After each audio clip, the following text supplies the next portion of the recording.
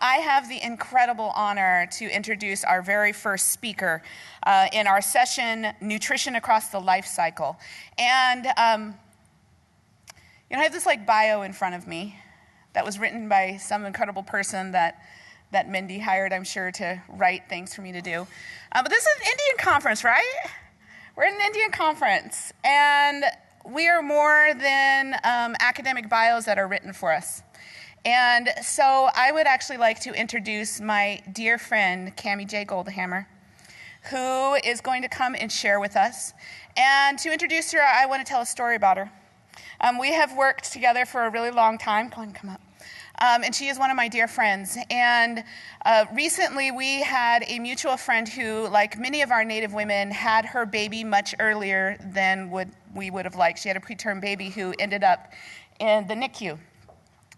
And Camie and some other friends of mine had made me a little cradle board for my office, because we are part of a group that makes cradle boards for Native women in the Seattle area. And I asked them, I was like, can I give this cradle board to our friend? They're like, yes. So I get this incredible picture of this little tiny, beautiful preemie baby in his little bin in this NICU, and he's in this beautiful cradle board. And I knew that he was wrapped in love of those who made them, including Camie. And then I find out later that when they left the NICU, this mother was having a difficult time breastfeeding because in the hospital they did not teach her the right ways to breastfeed her baby that had been born premature.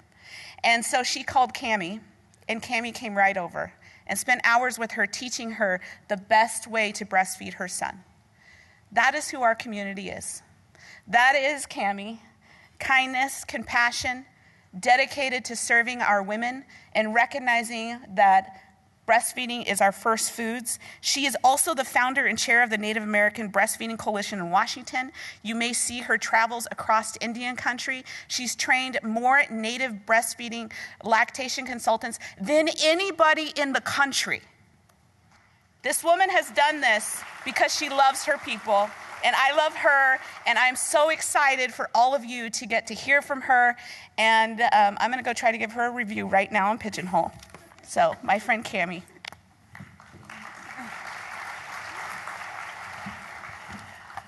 Good morning. Thank you, Abigail. I am very, very, very excited to be here. Before I get started, I want to thank our host community, the Shakopee. It's so beautiful here. I literally, walking into my room just took my breath away. And I'm so grateful to be the guest in many tribal communities around the country. And I just love feeling so welcomed everywhere I go. So thank you so much. I'm going to just jump right in, since I feel bad that we're behind time, because I am not your girl for getting you back on time. I put people behind time. I don't catch you up. so I will do my best, though, and I definitely won't go over. I'll try my hardest there. But I want to jump in to talking about my last First Foods conference that I ever went to, which was probably, I was thinking about it last night, I think it was about 5 years ago, and it was in Portland. And I've been doing breastfeeding work in the Native community since about 2010, so going on 9 years now at this point. And I really wanted to speak at traditional foods conferences, First Foods conferences about breastfeeding and the importance of breastfeeding. And time and time again, got turned down. Abstracts weren't accepted, whatever. And I understand there's lots that goes into this, but I had an opportunity at this First Foods conference in Portland to table. They didn't have space for me to talk, which was fine, but said, go ahead and table. My daughter was about 18 months old, my youngest at this point, and I was breastfeeding her still. And I was separated from her for the first time. I had never been away from her overnight or anything like that. because breastfeeding is a supply and demand endeavor. The more you feed your baby, the more milk you make. It's really important to express your milk when you're away from your babies. And so when it was time for me to pump and express my milk, I went up to the table at this conference and I said, hey, is there a place where I can pump? And I say this very lovingly because I feel very bad for the poor girl who was just probably volunteering to work the table. She said, yeah, I think there's a bathroom down there. Right? And I was like, a bathroom? And she's like, yeah. And I'm like, how are you going to tell an Indian mama to pump her baby's food, her Indian baby's food, in a bathroom? Right? Like, do we not see the disconnect at a First Foods conference? Right? A conference celebrating our first foods, and this is quite literally the first food, right? This is a food that should be the only food that touches our baby's mouth for at least the first 6 months of their life. And I was like, what? Like, I'm not pumping in a bathroom. I complained, whatever. There was still nowhere for me to pump.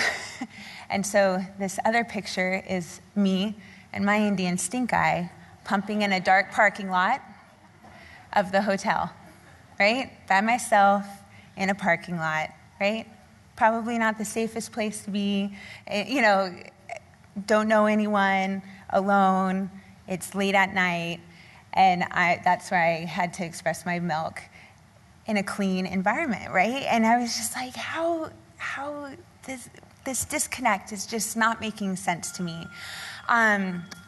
So to say, like, having the opportunity to speak to you all is like a dream come true for me. It really is. I spend a lot of time speaking in the breastfeeding community or the maternal child health community.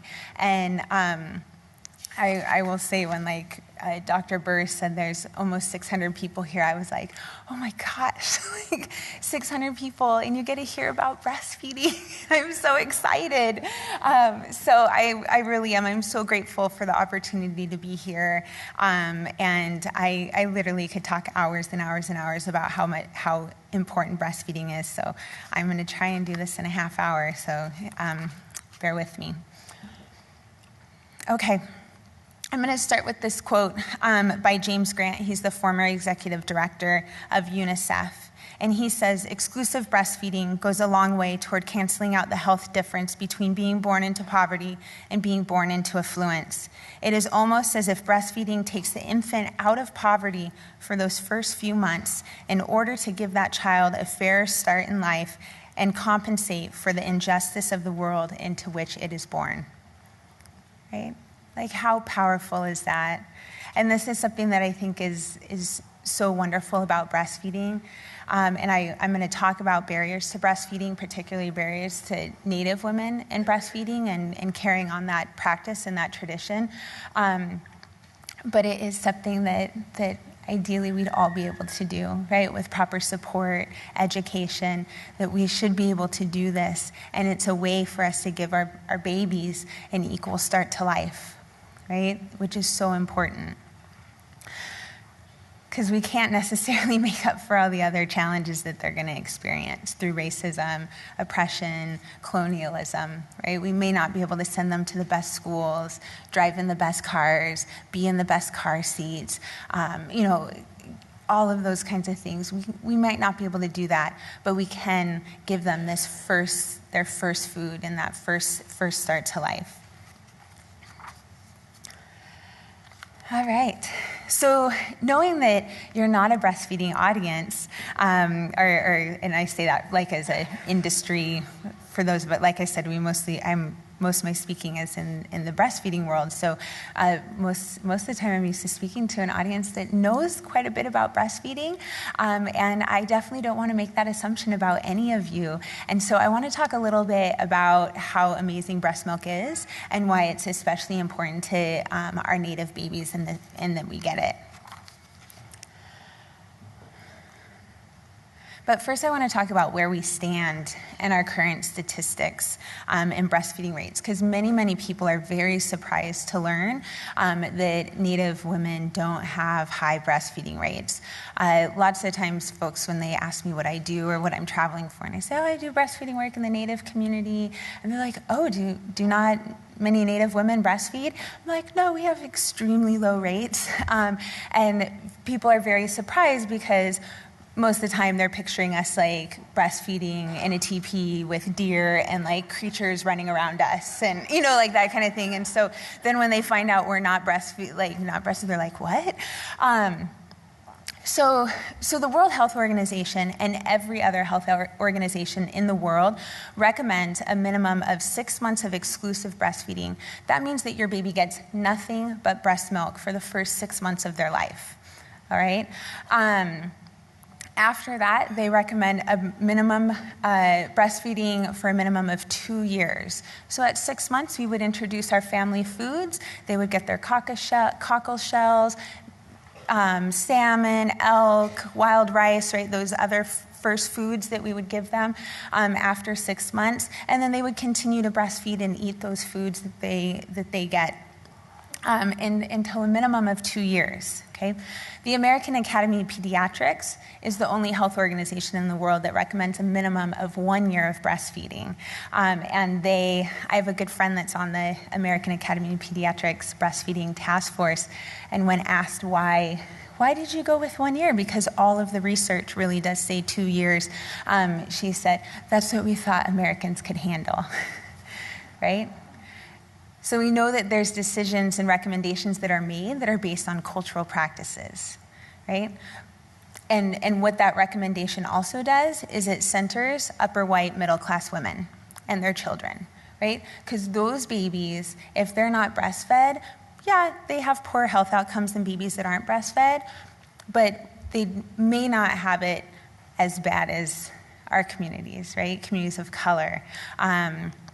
And that's something that's really important to keep in mind. And when we look at the World Health Organization, they're really looking at the most vulnerable people in the world. And that's who they're making their recommendations based off of. And we know that many of our Native communities have health outcomes and health disparities that are equal to the developing world in a lot of ways.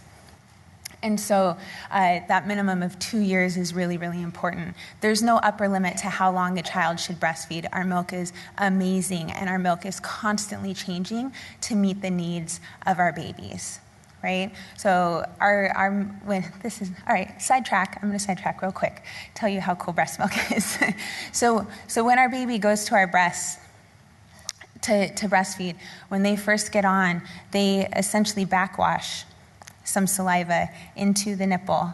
And in the back of the nipple, or at the base of the nipple, there's sensors in there that essentially analyze that saliva and say, okay, this baby was exposed to a flu. We need to make some antibodies against that. This baby needs a little bit extra vitamin D, vitamin A, a little more iron, a little more fat, those kinds of things, right? Mine and Abigail's friend, whose baby was born at 31 weeks, her milk was perfectly made for that 31-weeker, right? Her milk was perfectly calculated to meet the needs of that baby because he needed extra vitamins and nutrients that maybe a 42-weeker didn't have, which is so incredible, right? So our milk is constantly changing to meet those needs. And so a child that's breastfeeding at 2, 3, 4 years old, while they're not breastfeeding very often, they're getting a really thick, concentrated milk full of antibodies and full of nutrients.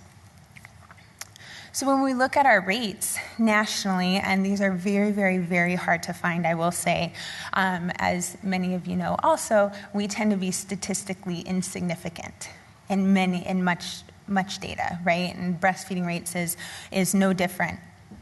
So these are the most up-to-date breastfeeding rates, which are about 3 years old at this point. But about 9 in the high, it's about 85% of white women are choosing to breastfeed at birth. We call that initiation, okay? 7 in 10 Native women are choosing to breastfeed at birth. So already we have a disparity, right, of who's choosing to breastfeed and who's not. We have, I'm like, is that showing up? Okay, it's showing up okay. Then we have our exclusive breastfeeding rates at 3 months and at 6 months. And again, exclusive breastfeeding means that our baby is getting nothing but breast milk, which is the current recommendation and ideal for all babies. For white babies, just over 60% of those babies are getting exclusively breast milk for the first 3 months of their life. I was looking at the wrong one. So about 45% of white babies are getting exclusive breast milk for the first 3 months of their life, and 25% of Native babies are being exclusively breastfed at 3 months, right? Remember, we want 100% of our babies, so only 1/4 are getting that recommendation. Then we have our 6 months rates.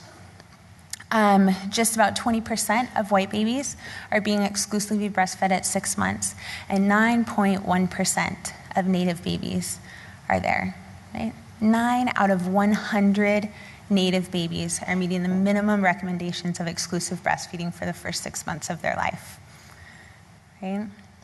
And this is where we talk about breastfeeding as food sovereignty, right? Breastfeeding as a first food, because this is stuff that we can never, ever make up for, unfortunately. After this, I'm going to talk about kind of how breast milk affects our health outcomes and different illnesses. And we can't get this stuff back, right? I'm sure many of you have seen, our elders or adults that maybe had a very poor diet, and then they start eating traditional foods, right? Those high protein diets, stop eating sugars and carbs, and their bodies just like, right? They can get off their heart disease medication, their cholesterol medication, no longer need to be insulin dependent, right? But we can never make up for what we don't get by not being breastfed, which is important to recognize here. The 1-year breastfeeding rates, which again is the AAP's current recommendation, is slightly higher than exclusive breastfeeding because we have lots of parents that have continued to breastfeed even though they may have introduced formula before 6 months or introduced solids before 6 months, things like that. And so about 20%, just under 20% of Native babies are being breastfed still at 1 year. So why is breastfeeding important to Native women, right? Especially the Native community. I first want to address my language that I'm going to be using here because it can get a little bit confusing. A lot of times we talk about the benefits of breastfeeding, right? Breastfeeding is best. The benefits, it reduces this, that, the other. And I want to challenge that language, right? Because we don't say eating salmon reduces your risk of heart disease, right? No, it's not eating those things that increases your risk of those things, right? Like it's eating sugar that does that. It's eating fat or bad fats. And so when we look at breast milk, we have to think of it as the biological norm, right? It is our standard. All things should be compared to breast milk. And so there's only risks associated with not breastfeeding. And that's an important distinction in language that I'm very much trying to work on myself. And you'll even find, I'll talk about, reduced risk with breastfeeding, which is wrong. But anyhow, so babies that are not breastfed have a 50 to 70% increased risk of SIDS. Okay? Native babies are 3 times more likely to die of SIDS than non-Native babies, and it's the number 2 cause of death of Native infants in the United States. And here we have something, right? Formula feeding increases the risk of SIDS by 50 to 70%. When we think about the Back to Sleep campaign, which really came out in the 80s, so some of you may not have even been born then, but the Back to Sleep campaign, which was putting your baby on their back to sleep, reduced the risk of SIDS cases by 80%. I mean, it was one of the most successful public health campaigns in the history of the United States, right? And just amazing. And here we have something that's almost as good, right? And oftentimes it is left off of the SIDS pamphlets. It's left out of the information that we give to families. If anything, it might be number 9 or 10 on the things that you can do to reduce your risk of SIDS, when it's one of the single most important things that we can do to affect the SIDS rates in our communities, right? And if we look at our breastfeeding rates, we can see that connection as well, right? Especially because the babies most at risk of dying of SIDS between their 3rd and 6th months, right? Which is when they should just be getting breast milk during that time. And there's a lot that goes into that. There's a lot of theories as to why that is. One of them is that breast milk is so easily digestible that these babies wake up a lot, right? And babies waking up is so, so important. We've kind of put these really arbitrary standards into what a baby should do, and we've pathologized normal baby behavior, like your baby should be sleeping through the night by a certain time, or when they reach a certain weight, or something is wrong with your baby if they're not. And that's not the case at all. That's a life-saving behavior that they have, to wake up and remember to breathe, right? That's important. That's a biological imperative for them. But if we weigh them down with food that's hard to digest, that keeps them in that deep, deep, deep sleep, which is what formula does, then they're not going to wake up. They're not going to necessarily remember to breathe when they need to. We also see an increased risk of diabetes, type 1 and type 2 for children that are breastfed or not breastfed, and type 2 diabetes for women that don't breastfeed, right? An increased risk of diabetes, which I know is such an important topic for many of you, and much of the breastfeeding dollars that we get in the Native community does come from diabetes programs, because they recognize the importance of diabetes prevention.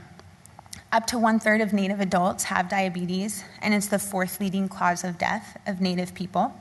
And depending on how long a mother breastfeeds, we can see the risk of diabetes and heart disease reduce 40 to almost 90%. Right? Like, this is huge. These are huge numbers, and it's not that hard, right? It's not that hard to promote. We see an increased risk in obesity, an increased risk of heart disease, which is the #1 leading cause of death of Native adults, and increased risk of several cancers in children and reproductive cancers in women, particularly breast cancer and cervical cancer. Because when we nurse our babies, if we're doing nothing but breastfeeding our babies or giving them no other foods, we are not cycling. We don't have our moon, right? And those low levels of estrogen are really important for breast cancer, breast and ovarian cancer prevention.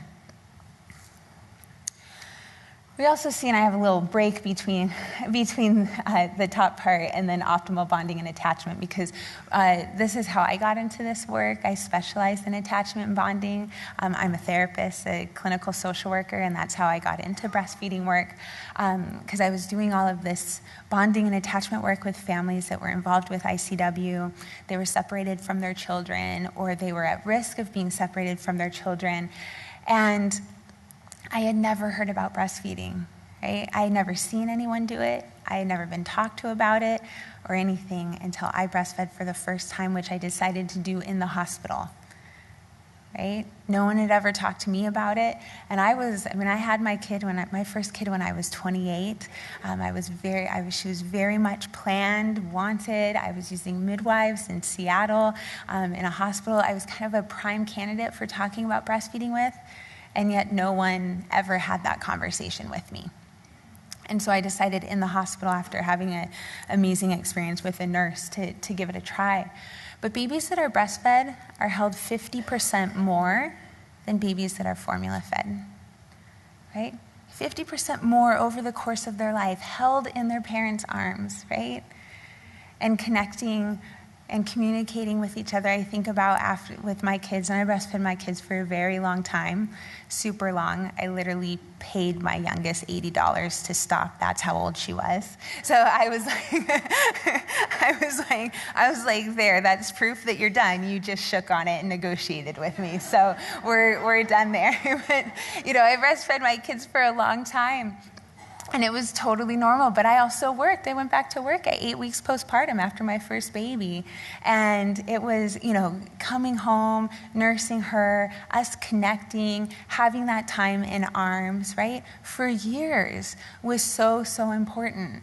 Yet with, a lot of times with bottle feeding, we see babies that are being, propped in corners, bottles are being propped in car seats or, being on the floor, feeding themselves, right? We see feeding themselves as this is a good thing, right? Like, oh, they're holding their own bottle. This is great. Post it on Facebook, right? But that's not the biological norm, right? We should be feeding our babies in arms, regardless of if they're breastfed or bottle fed or not.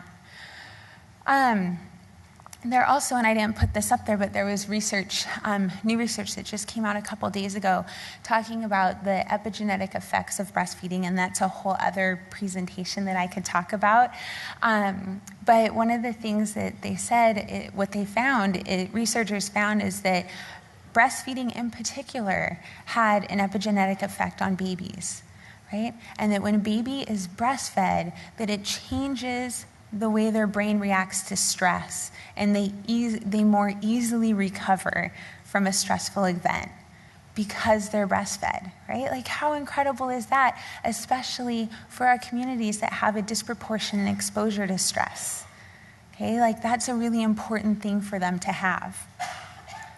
The other thing around bonding and attachment is there's a couple of really important hormones at play with breastfeeding. There's prolactin, which makes milk, but then oxytocin is the hormone that makes our milk flow out of our bodies. So when a baby gets to the breast, it sends a message up to our brain, and our brain is like, oh, baby's here, and it floods our body with oxytocin that ejects milk out of our body. It's a reflex, and it's a really incredible thing, and anyone that's breastfed or been around breastfeeding parents, you've seen like maybe that kid pop off and milk is like spraying. So oxytocin is this really amazing hormone, but the other term for oxytocin is the love hormone, right? The love hormone. This is the hormone that when you see your grandma and she gives you a hug and you just like feel warm and safe, right? Like, that's oxytocin that does that. Or when you were courting or dating your partner, right, and you'd get like all excited just about seeing them or getting a text from them, that's oxytocin, right? Hopefully no one else feels that way when your partner texts them, right? Like, that's a good thing. Oxytocin it just makes us feel really good. And so when a baby breastfeeds, we're cycling oxytocin to mom and baby, right? And cementing that bond and attachment with them, right? All that love. And then the really cool thing is, for those of us that are lucky enough to be in a breastfeeding home or be around people that breastfeed, we have higher levels of oxytocin in our bodies as well, right? So there's evidence to suggest that we get the benefits of that attachment, okay? The other thing that I find really, really interesting about attachment and bonding is that this is where babies bond and attach to the world, right? A lot of times people think that because they're the baby's dad or they're the baby's grandma, right, that baby knows them and loves them and they're attached, and that is not the case at all, right? Babies are born, they have a biological attachment to their parent, right, their mother, and then they bond and attach with the dad, not because it's their dad and they share 50% of the genetic material, or another mom, right, who isn't the biological parent. They bond and attach to that person because they're right here, right? Every time that baby nurses, he's right here, right? Or grandma's right there bringing them food. Okay, because this is that baby's safe space and their home base for attaching and bonding with the rest of the world. So when they have a healthy attachment with mom, right, then they can make these healthy attachments with other adults around them, which is so important and such an incredible gift that we can give them. Okay. This is just a medicine wheel that I did. I was doing a breastfeeding training at Blackfeet Memorial Hospital, but this is one that I do in a lot of places that I do trainings. But it's a medicine wheel, and for a lot of you know, our medicine wheel is used in a lot of different ways, but this was to show holistic health, right? It's important that we are spiritually, emotionally, mentally, and physically balanced and healthy, right? If any of these things are out of balance, then we need care, right? We need that care if we're not mentally balanced or physically balanced. And so I had the staff at the hospital put the importance of breastfeeding. Why is it physically important? Why is it mentally important? Why is it emotionally important? And why is it spiritually important? Right? Because that's something that we don't often talk about, especially in the breastfeeding world that, again, has centered upper middle class white women for about 35 years. Right? That's been who's been targeted in most breastfeeding outreach. So they talk about ear infections and respiratory infections and those kinds of things, but we don't talk about that this is a gift that the Creator gave us. Right? We don't talk about this spiritual connection. For me, and I won't have time to share my breastfeeding story, but for me, I was literally visited by my ancestors the first time I breastfed, right? I saw those women, and I saw them smiling, and I saw them healing by me doing that, right? By reclaiming that tradition and that act. And those are not things that we often talk about when we talk about the importance of breastfeeding.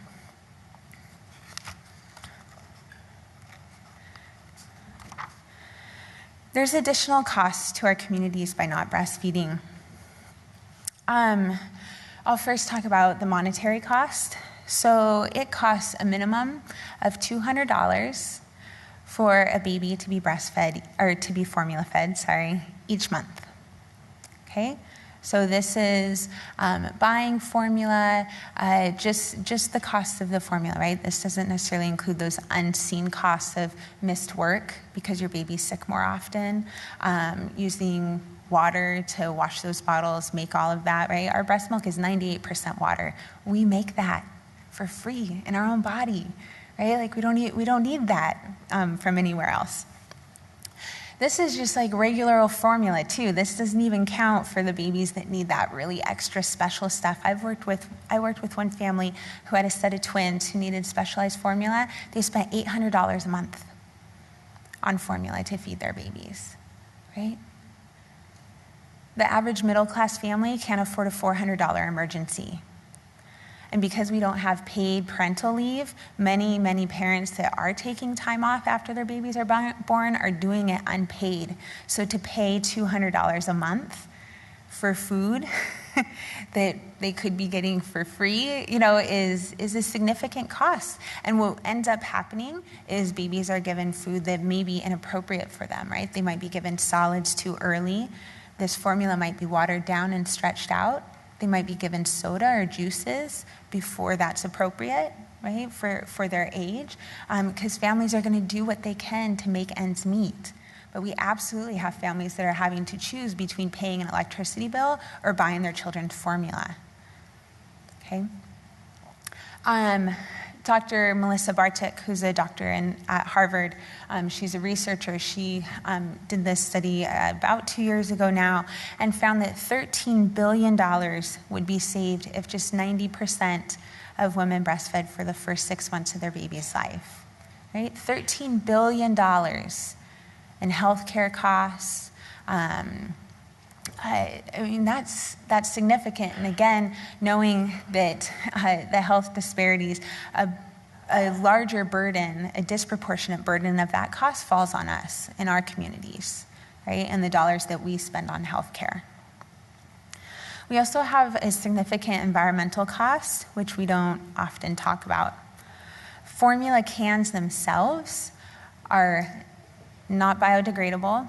They're not recyclable, and they will be on this planet until the end of time, right?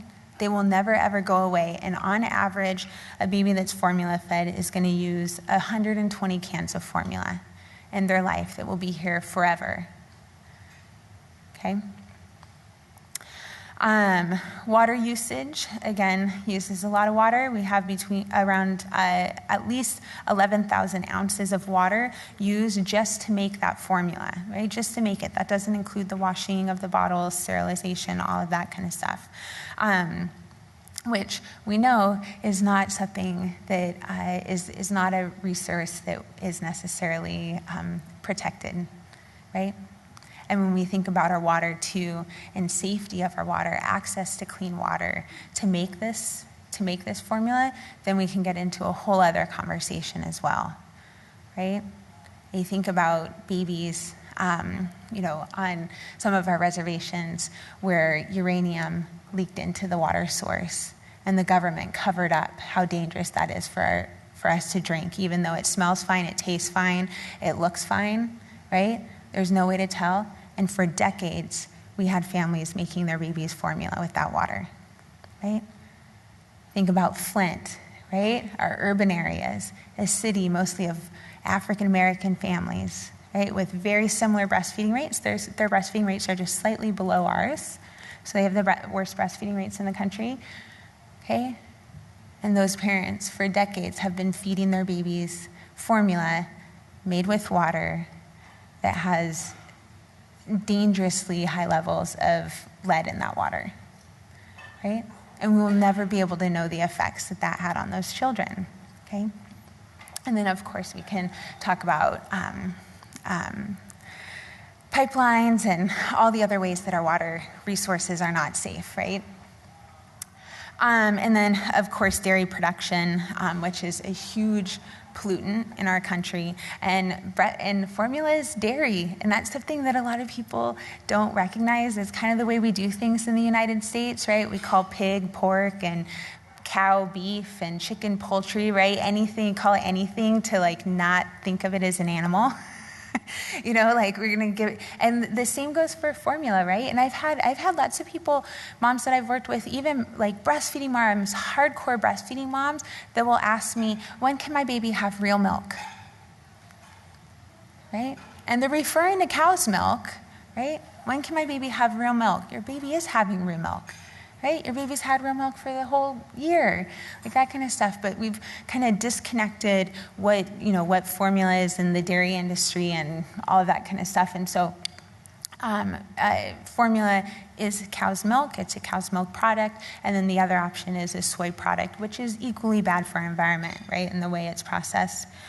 One study on the environmental impacts of formula, researchers concluded human milk is not skimmed, processed, pasteurized, homogenized, packaged, stored, transported, repackaged, dried, reconstituted, sterilized, or wasted. More important, to many people nowadays, it is not genetically modified. It required no fuel for heating, no refrigeration, and is always ready to serve at the right temperature.